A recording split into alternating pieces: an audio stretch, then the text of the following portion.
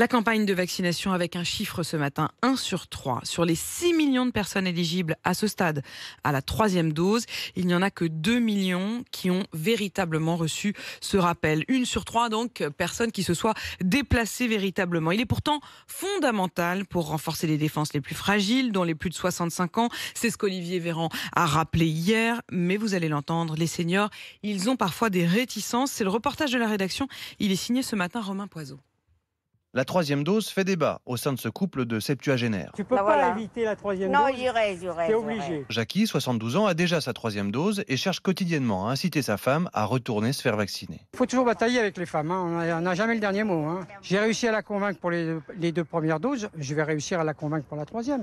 Si on était resté avec les anti-vaccins, on serait toujours à 500 morts par jour et peut-être même à 1000. Mais Marie-Célestine, 79 ans, n'écoute pas que son mari. Tous ses amis lui déconseillent la 3e piqûre. Ils me disent qu'il ne faut pas, puisqu'on a déjà les 2, ça suffit. C'est des gens qui ont eu des problèmes, surtout avec la 2e dose.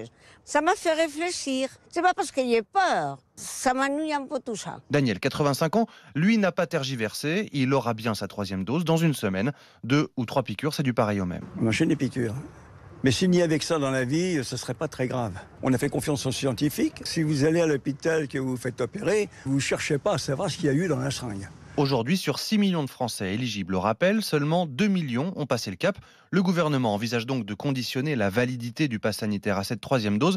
Inutile pour Jérôme Marty, médecin généraliste et président de l'Union française pour une médecine libre. Je ne vois pas en quoi il y a une nécessité de les obliger à se vacciner, très clairement. Parce qu'un public qui a déjà fait ses 2 doses, s'il met du temps comme ça à se faire vacciner, c'est parce que souvent, il a des problèmes d'organisation. C'est des gens âgés, c'est des gens qui peuvent être seuls à domicile, ne pas avoir de passe sanitaire, si on n'a pas la 3e vaccination, etc. Ça, je crois qu'il faut en sortir. Pour l'heure, le gouvernement n'a pas encore tranché concernant l'obligation de la 3e dose pour avoir un pass sanitaire valide.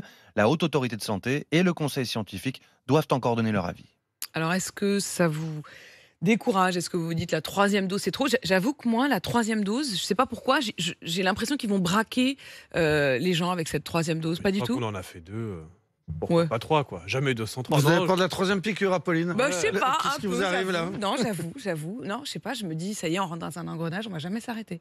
Et c'est quoi l'argument qui fait que Aucun. on avait accepté Totalement 2 absurde. et pas 3? Irrationnel. Mais vous voyez, c'est comme quoi il faut être convaincu, parce que visiblement, parmi ceux qui y ont droit, enfin qui sont même encouragés à le faire, 6 millions, il n'y en a que 2 qui ont franchi le pas et qui ont été faire cette... Je vous sens alors là, le regard tous les trois. Non, mais c'est pour des raisons. Non, mais parce que c'est prouvé. C'est pas pour des raisons. Une 3e dose, il y a une baisse de l'immunité au fil du temps. Voilà. Bon, après, c'est des problématiques rappel, logistiques, le temps puis l'info est peut-être pas encore super bien passée.